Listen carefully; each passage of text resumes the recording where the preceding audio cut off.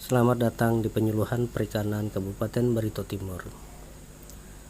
Pada video kali ini kita akan membahas tentang OSS. Pemerintah Indonesia berkomitmen untuk membuat pengurusan perizinan semakin sederhana dan cepat, sehingga ketika hendak berinvestasi, calon investor tidak perlu lagi khawatir akan mengalami kesulitan pada saat mengurus perizinan.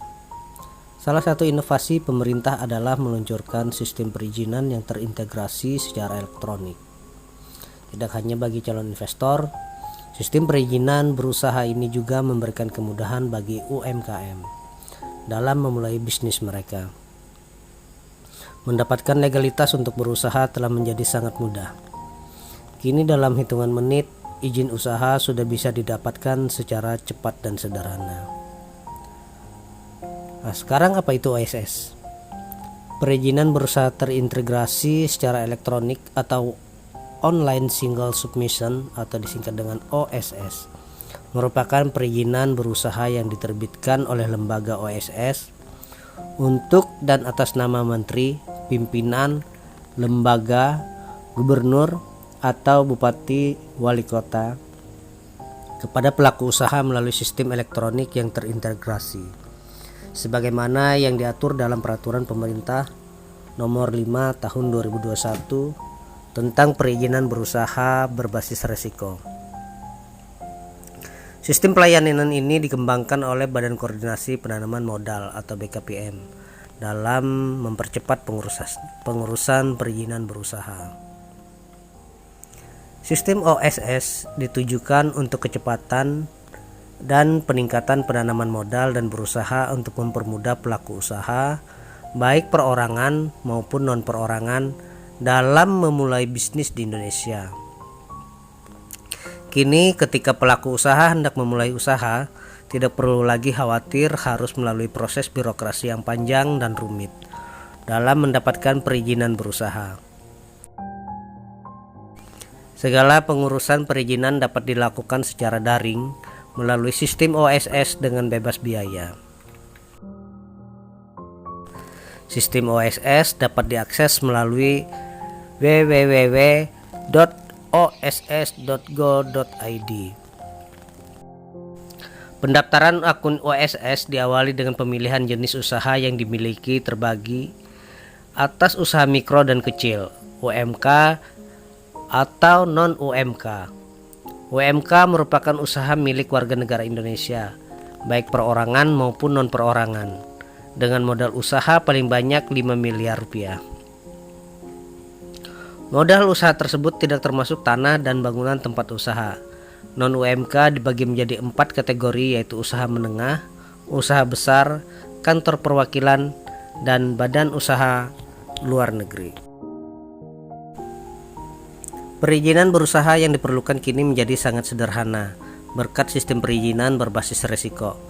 Pelaku usaha bisa mendapatkan NIB atau nomor induk berusaha dalam waktu yang singkat dan berlaku sebagai perizinan tunggal. Artinya selain memberikan legalitas, NIB juga dapat digunakan sebagai tanda daftar perusahaan atau TDP, angka pengenal importir API, serta hak akses kepabeanan. Memiliki NIB merupakan persyaratan untuk bisa mengurus izin usaha lainnya. Apa yang dimaksud dengan nomor induk berusaha? NIB adalah nomor identitas pelaku usaha. Pelaku usaha mengurus NIB sesuai dengan bidang usaha yang diatur dalam klasifikasi Baku Lapangan Usaha Indonesia KBLI tahun 2020. Nomor identitas tersebut terdiri dari 13 digit atau angka yang di dalamnya terdapat pengaman dan tanda tangan elektronik. Fungsi NIB bukan hanya sebagai identitas, melainkan juga berlaku sebagai tanda daftar perusahaan TDP, angka pengenal impor API, dan akses kepabeanan bagi perusahaan melakukan kegiatan ekspor impor. Apakah NIB berbeda dengan surat izin usaha perdagangan, tanda daftar perusahaan, dan surat keterangan usaha? Setelah Undang-Undang Cipta Kerja disahkan, sudah tidak diterbitkan lagi SIUP, TDP, dan SKU. Saat ini pelaku usaha hanya perlu mengurus NIB. Nah, mengapa kita harus mengurus NIB? Dengan mengurus NIB, usaha Anda menjadi terjamin legalitasnya. Selain itu, pengurusan NIB juga menambah peluang usaha, di antaranya fasilitas pembiayaan dari perbankan, peluang mendapatkan pelatihan, juga kesempatan mengikuti pengadaan barang atau jasa pemerintah. Bagaimana cara mengurus NIB? Pengurusan NIB dilakukan secara elektronik melalui sistem online single submission atau SS. Semua informasi tentang perizinan berusaha termasuk bidang usaha KBLI 2020 tersedia di dalam sistem OSS. Anda hanya perlu mengunjungi situs OSS Go ID menggunakan smartphone, tablet, laptop, atau komputer. Sekarang juga sudah tersedia aplikasi OSS Indonesia untuk pelaku usaha mikro dan kecil atau UMK perseorangan di smartphone Android. Apakah pengertian usaha mikro dan kecil? Usaha mikro dan kecil UMK adalah usaha milik warga negara Indonesia dengan modal usaha maksimal 5 miliar, tidak termasuk tanah dan bangunan tempat usaha. Jenis pelaku usaha bisa berupa orang perorangan atau badan usaha. Penjelasan singkat mengenai sistem OSS. Sekarang tunggu apa lagi? Segera daftarkan usaha Anda melalui sistem OSS.